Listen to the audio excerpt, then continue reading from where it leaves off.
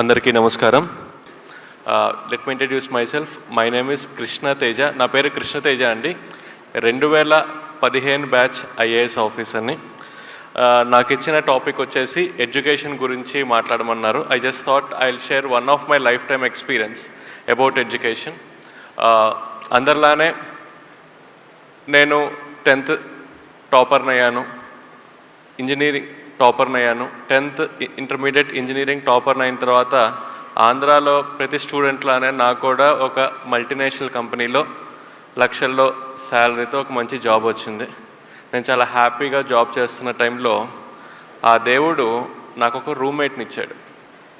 నిజం చెప్పాలంటే మా రూమ్మేట్కి అనమాట ఐఏఎస్ అవ్వాలన్న ఒక కోరిక. ఒకరోజు మా రూమ్మేట్ నాతో చెప్పాడు, తేజ నాకు ఐఏఎస్ అవ్వాలని ఉంది అని చెప్పాడు. నేను వెంబటనే ఏంటి ఐఏఎస్ అని అడిగాను. వెంబటనే వాడు నాతో అన్నాడు, జిల్లా కలెక్టర్ అవ్వాలని ఉంది అన్నాడు.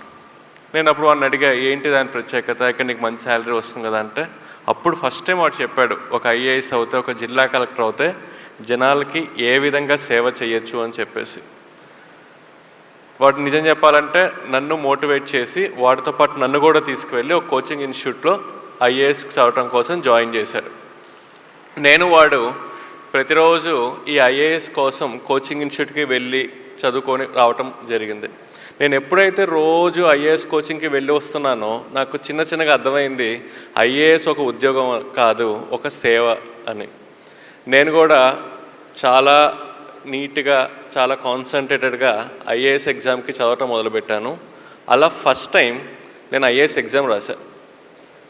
నేను ఫెయిల్ అయ్యాను. నేను ఫెయిల్ అయినప్పుడు నేను అనుకున్నాను, నాకు జాబ్ చేసే టైంలో బాగా చదువుకోవటానికి టైం దొరకపోవటం వల్ల నేను ఫెయిల్ అయ్యాను అనుకొని నేను జాబ్ రిజైన్ చేసి నెక్స్ట్ 1 year మొత్తం 24 గంటలు ఐఏఎస్ కోసమే ప్రిపేర్ అయ్యి సెకండ్ టైం నేను ఐఏఎస్ ఎగ్జామ్ రాశాను. సెకండ్ టైం నేను ఫెయిల్ అయ్యా. సెకండ్ టైం ఫెయిల్ అయినప్పుడు నేను అనుకున్నాను, నేను 10th టాపర్ని, ఇంటర్మీడియట్ టాపర్ని, ఇంజనీరింగ్ టాపర్ని, నేను ఎలా ఫెయిల్ అవుతాను, ఇది ఒక బ్యాడ్ లక్ అయ్యి ఉంటుందని చెప్పి ఇంకొక సంవత్సరం 24 గంటల ఐఏఎస్ కోసం చదివి ఇంకొక సంవత్సరం చదివిన తర్వాత 3వసారి ఐఏఎస్ ఎగ్జామ్ రాశా. 3వసారి కూడా నేను ఫెయిల్ అయ్యా. మీరందరూ అబ్జర్వ్ చేస్తే ఆ దేవుడు నాకు జీవితంలో 3 పెద్ద సక్సెస్లు ఇచ్చాడు.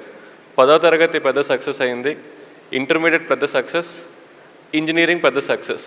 వెంబటనే అదే దేవుడు నాకు జీవితంలో 3 ఫెయిల్యూర్స్ కూడా ఇచ్చాడు.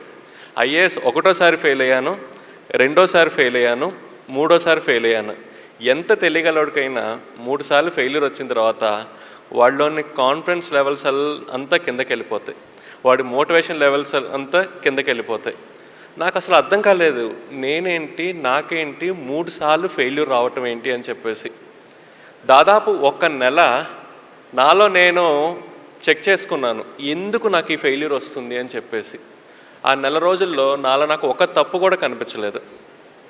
తర్వాత ఇంకొక నెల రోజులు నా ఫ్రెండ్స్ ఇంటికి వెళ్ళి ఫ్రెండ్స్ని అడిగాను అనమాట, అరే మీకు తెలుసు కదా నేను ఐఏఎస్ ప్రిపేర్ అవుతున్నాను, మీకు తెలుసా నేను ఎందుకు ఈ ఎగ్జామ్లో ఫెయిల్ అవుతున్నాను అని అడిగా. ఫ్రెండ్స్ అందరు నాతో ఉంటారు, తేజ నువ్వు తెలియగలవాడివి, నీకు బాగా గుర్తుంటాయి, నీకు కాన్సెప్చువల్ క్లారిటీ చాలా ఎక్కువ, మాకు అర్థం కావట్లేదురా నీకు ఎందుకు ఫెయిల్యూర్ వస్తుందో అని చెప్పారు. దాదాపు 1 నెల నాకు నేను పరిశీలించుకుంటే నాకు ఒక తప్పు కనిపించలేదు. ఇంకొక నెల నా స్నేహితులను అడిగినా నాకు ఒక తప్పు కనిపించలేదు. ఇంక నేను ఒక డెసిషన్కి వచ్చాను, ఐఏఎస్ నాకు రావటం కొంచెం కష్టమే అని చెప్పేసి. ఆ డెసిషన్కి వచ్చిన తర్వాత నేను ఒక ఐటీ కంపెనీకి జాబ్ కోసం అప్లై చేశాను. నాకున్న యూనివర్సిటీ క్రెడెన్షియల్స్కి నాకు వెంబటనే ఐటీ కంపెనీలో మంచి జాబ్ కూడా వచ్చింది.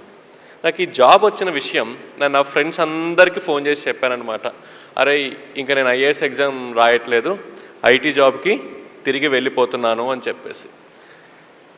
నేను ఎప్పుడైతే ఈ విషయం నా ఫ్రెండ్స్కి చెప్పానో నా ఫ్రెండ్స్ నుంచి ఈ విషయం నా శత్రువులకు కూడా వెళ్ళింది, నా ఎనిమీస్కి కూడా తెలిసింది. నెక్స్ట్ డే మార్నింగ్ ఒక 6:30-7కి 3 నన్ను చూడటానికి నా రూమ్కి వచ్చారు. వాళ్ళు బెల్ కొట్టారు, నేను డోర్ ఓపెన్ చేశాను. నిజం చెప్పాలంటే వచ్చింది 3 శత్రువులు. వచ్చింది నన్ను పలకరించడానికి కాదు, నన్ను ఎక్కిరించడానికి అనమాట. సరే శత్రువులైనా సరే నా రూమ్ దాకా వచ్చారు కాబట్టి ఆ 3 లోపలికి రమ్మని చెప్పాను, కూర్చోమని చెప్పాను. అందులో ఫస్ట్ శత్రువు నాతో కూర్చున్న తర్వాత, తేజ నువ్వు చాలా మంచి పని చేసావు, నీకు ఐఏఎస్ రావటం కష్టమే, నీకు ఐటీ జాబ్ చాలా కరెక్ట్ అన్నాడు. నేను ఓకే అని చెప్పాను. రెండో శత్రువు అన్నాడు, తేజ నీకు ఐఏఎస్ అసలు రాదు, నీకు ఐటీ జాబే కరెక్ట్ అన్నాడు. నేను సరే అన్నా.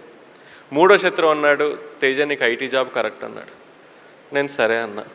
ఆ ముగ్గురు శత్రువులు నాతో మాట్లాడిన తర్వాత నేను ఆ ముగ్గురితో చెప్పాను, నాకు తెలుసు నాకు ఐఏఎస్ రావటం కష్టమే అని. కాకపోతే నాకు అర్థం కానిది ఏంటంటే ఎందుకు నాకు ఐఏఎస్ రావటం కష్టం అని. అప్పుడు ఫస్ట్ శత్రువు నాతో చెప్పాడు, తేజ ఏం లేదు, ఐఏఎస్ ఎగ్జామ్లో 2000 మార్క్స్కి రిటర్న్ ఎగ్జామినేషన్, నీ హ్యాండ్ రైటింగ్ కొంచెం బాగోదు కదా, అందుకని నీకు తక్కువ మార్క్స్ వస్తున్నాయి, అందుకని నీకు ఐఏఎస్ రావట్లేదని చెప్పాడు. వాడు చెప్పింది నిజమే, నా హ్యాండ్ రైటింగ్ బాగోదు, కాకపోతే నాకు తెలియంది ఏంటంటే నా హ్యాండ్ రైటింగ్ కారణం వల్ల నాకు ఐఏఎస్ రావట్లేదన్న ఒక విషయం. రెండో శత్రువు నాతో చెప్పాడు, తేజ ఐఏఎస్ ఎగ్జామ్లో 2000 మార్క్స్కి రిటర్న్ ఎగ్జామ్ కదా, ఏదైనా క్వశ్చన్ ఇస్తే దానికి సమాధానం నువ్వు 1వ పాయింట్ 2వ పాయింట్ 3వ పాయింట్ అని పాయింట్ వైజ్ రాస్తావు, కానీ ఐఏఎస్లో మంచి మార్క్స్ రావాలంటే ఒక విషయం మంచి లాంగ్వేజ్లో కథలాగా రాస్తే ఎక్కువ మార్క్స్ వస్తాయి, నీకు అది తెలియదు అని చెప్పాడు. వాడు చెప్పింది కరెక్టే. నేను ఇంజనీరింగ్ స్టూడెంట్ని, ఏదైనా క్వశ్చన్ ఇస్తే 1వ పాయింట్ 2వ పాయింట్ 3వ పాయింట్ ఎట్లా రాయాలో నాకు తెలుసు, కానీ ఒక విషయం మంచి భాషలో ఒక ఆర్ట్స్ స్టూడెంట్ రాసే విధంగా రాయటం నేను ఎప్పుడు నేర్చుకోలేదు, నాకు తెలియదు. మూడో శత్రువు చెప్పాడు, తేజ నువ్వు ఏం మాట్లాడినా చాలా సూటిగా మాట్లాడతావు, కానీ ఇంటర్వ్యూలో చాలా డిప్లొమాటిక్గా మాట్లాడితేనే మంచి మార్క్స్ వస్తాయి, అది నీకు తెలియదు, అందుకని నీకు ఐఏఎస్ రావట్లేదని చెప్పాడు. అట్లా 3 శత్రువులు నాకు 3 కారణాలు చెప్పి వాళ్ళు తిరిగి వెళ్ళిపోయారు. ఆ క్షణంలో నాకు జీవితంలో ఒక సత్యం అర్థమైంది. ఏంటి అంటే మన జీవితంలో పాజిటివ్స్ ఏంటో తెలుసుకోవాలి అంటే మనం ఎవరిని అడగాలి? మన ఫ్రెండ్స్ని అడగాలి. అదే మన జీవితంలో నెగిటివ్స్ ఏంటో తెలుసుకోవాలంటే మనం అడగాల్సింది డైరెక్ట్గా వెళ్ళి మన శత్రువుల్ని. కారణం ఏంటి? మన శత్రువుల యొక్క పని ఏంటి? 24 గంటలు మనల్ని అబ్జర్వ్ చేస్తూ మనలో ఉన్న నెగిటివ్స్ ఐడెంటిఫై చేయటమే మన శత్రువుల పని. సో మనకన్నా మనలో ఉన్న నెగిటివ్స్ ఎవరికి తొందరగా తెలుస్తాయి? మన శత్రువులకి. నాకు నా శత్రువుల కారణం వల్ల చాలా క్లియర్గా అర్థమైంది నాకు ఐఏఎస్ రాంది 3 కారణాలు. హ్యాండ్ రైటింగ్, నేను సమాధానం ఎలా రాస్తున్నాను అనే విషయం మీద, నేను మాట్లాడే విషయం మీద. వెంబటనే నేను మా నాన్నగారికి ఫోన్ చేశాను, నాన్నగారు నాకు ఇంకొక సంవత్సరం కూడా కావాలి, నేను ఇంకోసారి కూడా ఐఏఎస్ రాద్దామని. వెంబటనే మా నాన్నగారు తిట్టారనమాట, ఇంకేంటి 3 సార్లు నువ్వు ఫెయిల్ అయ్యావు, ఇంకా నువ్వు రిస్క్ తీసుకోవద్దు, వెళ్ళి జాబ్లో జాయిన్ అవ్వు అని చెప్పి. తర్వాత మా అమ్మకి ఫోన్ చేశాను, మా అమ్మ కూడా తిట్టింది. అప్పుడు నేను మా అక్కకి చేసి మా అక్కని అడిగా, అక్క అమ్మని నాన్నకి కన్విన్స్ చేసి నాకు 1 సంవత్సరం ఇప్పించు, దాని తర్వాత మీరేం చెప్తే అది చేస్తా అని చెప్పా. మా అక్క మా అమ్మ మా నాన్నని కన్విన్స్ చేసి నాకు 1 సంవత్సరం నాకు ఇప్పించింది. అట్లా నా చేతికి 1 సంవత్సరం టైం వచ్చింది. 3 కారణాలు వచ్చాయి. ఫస్ట్ కారణం హ్యాండ్ రైటింగ్. నేను హ్యాండ్ రైటింగ్ కోసం వెతుకుతున్న సమయంలో ఒక రోడ్డు మీద ఒక ఇంటి ముందు ఒక బోర్డు ఉంది, ఇక్కడ హ్యాండ్ రైటింగ్ నేర్పబడును అని చెప్పి. నేను బండి తీసుకెళ్ళి అక్కడ ఆఫ్ చేసి బెల్ కొట్టాను. ఒక టీచర్ బయటకు వచ్చింది. నేను ఆ టీచర్ని అడిగాను, టీచర్ నాకు హ్యాండ్ రైటింగ్ నేర్పిస్తారా అని అడిగాను. వెంబటి నా టీచర్ అంది, ఇబ్బంది లేదండి, మీ అబ్బాయినో అమ్మాయినో తీసుకురండి, నేను నేర్పిస్తానంది. సో నేను అన్నాను, మా అబ్బాయికో అమ్మాయికో కాదండి, నాకు హ్యాండ్ రైటింగ్ నేర్చుకునే ఆమె షాక్ అయింది. ఇదేంటి 6 అడుగులుండి 25 వయసు ఉండి ఒకడు వచ్చి నేను హ్యాండ్ రైటింగ్ నేర్పించమంటున్నాడని చెప్పి. నేను ఆ టీచర్కి అర్థమయ్యే విధంగా చెప్పాను, టీచర్ నేను ఇట్లా ఐఏఎస్ అవుదాం అనుకుంటున్నాను, నా హ్యాండ్ రైటింగ్ కొంచెం బాగోదు, so I want to improve my hand writing అని. ఆమె నాకు 1 నెల రోజులు హ్యాండ్ రైటింగ్ నేర్పించింది. తర్వాత సంవత్సరం ప్రతిరోజు 2 గంటలు నేను హ్యాండ్ రైటింగ్ మాత్రమే ప్రాక్టీస్ చేశాను. ఈరోజు నేను నా ఆఫీస్లో నేను ఏమైనా ఫైల్ మీద రాస్తే మా క్లర్క్ కానీ నాతో పనిచేసే వాళ్ళు కానీ అడుగుతారు, సార్ ఇది ప్రింట్అవుటా హ్యాండ్ రైటింగా అని చెప్పి. ఆ విధంగా నేను నా హ్యాండ్ రైటింగ్ని మార్చుకున్నాను. రెండోది, ఒక సమాధానం ఒక ఆన్సర్ ఎలా రాయాలనే విషయం. ఆల్రెడీ ఐఏఎస్ వచ్చిన ఒక మేడం ఉంది, బాలలత మేడం అని చెప్పేసి. నేను ఆ మేడం ఇంటికి వెళ్ళి, మేడం నాకు ఒక క్వశ్చన్కి ఆన్సర్ ఎలా రాయాలో గైడ్ చేస్తారా అని అడిగాను. మేడం రేపు రా అంది. నేను రేపు వెళ్ళి మేడంని కలిసా. మళ్ళీ రేపు రా అంది. మళ్ళీ నెక్స్ట్ డే వెళ్ళి మేడంని కలిసా. అట్లా 1 వీక్ మేడం నెక్స్ట్ డే అంది. నేను మేడం చెప్పిన స్థలంలో మేడం చెప్పిన సమయానికి వెళ్ళి మేడంని కలిసా. 7వ రోజు మేడం చెప్పింది, కృష్ణ నాకు అర్థమైంది నువ్వు ఒక కమిటెడ్ స్టూడెంట్ అని, నేను ఒక పని చెప్తా, నేను నీకు 365 ఎగ్జామ్స్ పెడతాను, ప్రతి ఎగ్జామ్ 3 గంటలు, ప్రతి ఎగ్జామ్ ఎర్లీ మార్నింగ్ 4ంటికి మా ఇంటికి వచ్చి రాయాలి. నువ్వు 4ంటికి వచ్చి 7 దాకా రాయాలి. ఏదైనా కారణం వల్ల నువ్వు ఒక ఎగ్జామ్ రాయకపోయినా, ఒక ఎగ్జామ్ లేట్గా రాసినా అది నీ లాస్ట్ ఎగ్జామ్ అవుతుందండి. సో నేను మేడం చెప్పిన విధంగా 1 సంవత్సరం ప్రతిరోజు మేడం ఇంటికి 4ంటికి వెళ్ళి 3 గంటల ఎగ్జామ్ 365 రోజులు రాశాను. నేను 365 రోజులు ఎప్పుడైతే ఎగ్జామ్ రాశానో ఆటోమేటిక్గా ఒక సమాధానం మంచి భాషలో కథలాగా ఎలా రాయాలో నాకు అర్థమైపోయింది. అదేవిధంగా నా మాట తీరు మార్చుకోవటం కోసం ఆల్రెడీ ఐఏఎస్ చదువుతున్న పిల్లలకి నేను కోచింగ్ ఇవ్వటం మొదలుపెట్టాను కోచింగ్ ఇన్స్టిట్యూట్లో. నేను ఎప్పుడైతే పిల్లలకి టీచర్గా అయ్యి కోచింగ్ ఇవ్వటం మొదలుపెట్టానో నాకు వెంబటిన అర్థమైంది ఒక విషయం ఎదురు వ్యక్తికి బాగా అర్థమయ్యే విధంగా ఎలా మాట్లాడాలని. అట్లా 1 సంవత్సరంలో నేను ఈ 3 కారణాలని ఓవర్కమ్ చేసి 4వసారి ఐఏఎస్ కోసం ప్రిలిమ్స్ ఎగ్జామ్ రాశాను, క్లియర్ చేశాను. మెయిన్స్ ఎగ్జామ్ రాశాను, క్లియర్ చేశాను. అండ్ ఇంటర్వ్యూలో పార్టిసిపేట్ చేశాను, క్లియర్ చేశాను. I got all India 66 rank. So దాని తర్వాత I got Kerala cadre. So first 9 years I have to work in Kerala. అలా నేను అలపిలో 2 years సబ్ కలెక్టర్గా పనిచేశాను. తర్వాత 4 years కేరళ టూరిజం డైరెక్టర్గా. I was the youngest director general of Kerala tourism and the longest surviving director general of Kerala tourism for 4 years. దాని తర్వాత I worked in Alleppey and then I worked in Thrissur. Currently I'm working in Thrissur as district collector. So మీ అందరికీ తెలుసు IAS జీవితంలోనే చాలా important అయిన post జిల్లా collector అన్న పోస్ట్. నేను 2015లో ఐఏఎస్ అయినప్పటి నుంచి నేను బాగా ఎదురు చూస్తున్న ఒక నిమిషం నేను ఎప్పుడు జిల్లా కలెక్టర్ అవుతాను అని చెప్పేసి. అట్లా 2015 నుంచి నేను ఎదురు చూస్తుంటే 2022 ఆగస్టు 2వ తారీఖు నాకు ఈవినింగ్ 7:30కి ఒక ఫోన్ వచ్చింది, రేపు పొద్దున వెళ్ళి అలపిలో జిల్లా కలెక్టర్గా ఛార్జ్ తీసుకో అని చెప్పేసి. అట్లా ఆగస్టు 3వ తారీఖు 2022 నేను ఆలప్పుడాలో జిల్లా కలెక్టర్గా ఛార్జ్ తీసుకున్నాను.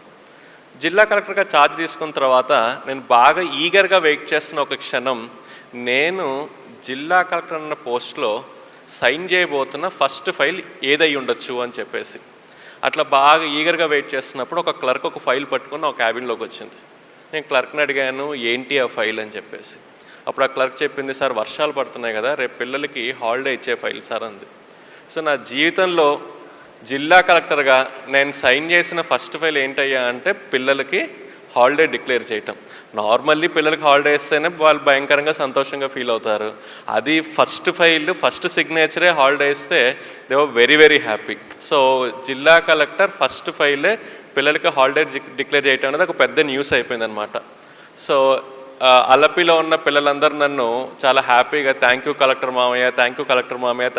మామయ్య అని చెప్పేసి ఫేస్బుక్లో they started sharing their happiness that I declared a holiday to them. అట్లా ఒక 2 weeks తర్వాత ఒక అమ్మాయి నన్ను చూడటానికి వచ్చింది. నేను అడిగాను ఏంటమ్మా ఇంటికి వచ్చావు అంటే అమ్మాయి చెప్పింది, అందరం మిమ్మల్ని కలెక్టర్ మామయ్య అని పిలుస్తున్నారు కదా, సో నేను కూడా ఒక చనువు తీసుకొని మిమ్మల్ని ఒక సహాయం కోసం వచ్చాను అంది. ఏం సహాయం కావాలి అన్నాను. అప్పుడు అమ్మాయి నాతో చెప్పింది, మా నాన్నగారు కోవిడ్ టైంలో చనిపోయారు, నాకు నర్సింగ్ చదువుకోవాలని చెప్పి చాలా కోరిక, కానీ మా అమ్మకి నర్సింగ్ ఫీ పే చేసే స్థితి ఈరోజు ఈ నర్సింగ్కి ఫీ పే చేసే పరిస్థితి ఈరోజు మా ఇంట్లో లేదు అని చెప్పింది అనమాట.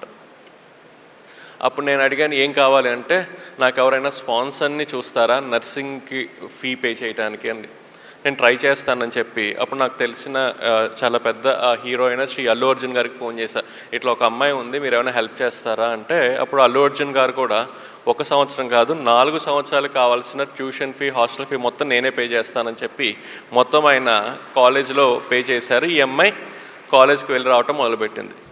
మీకు తెలుసు కదా, అల్లు అర్జున్ గారు సహాయం చేశారంటే అది ఆబ్వియస్లీ ఇంకా పెద్ద న్యూస్ అయిపోతుంది.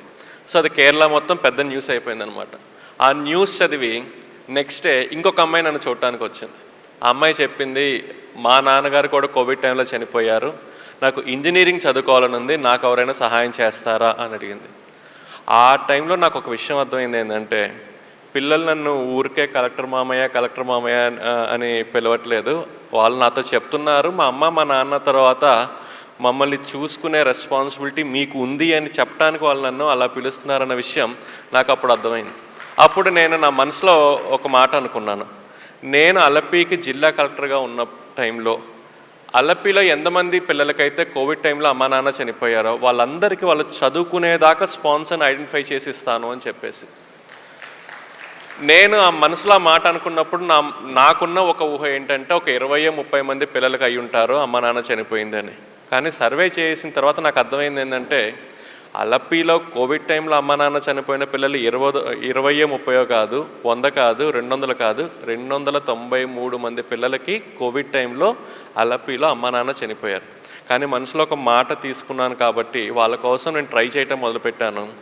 6 నెలల్లో 293 మందికి వాళ్ళు చదువుకునేదాకా స్పాన్సర్ని ఐడెంటిఫై చేసి వాళ్ళకి ఇచ్చిన తర్వాతే నేను అలపి నుంచి మారి త్రిశూర్లో ఛార్జ్ తీసుకున్నాను.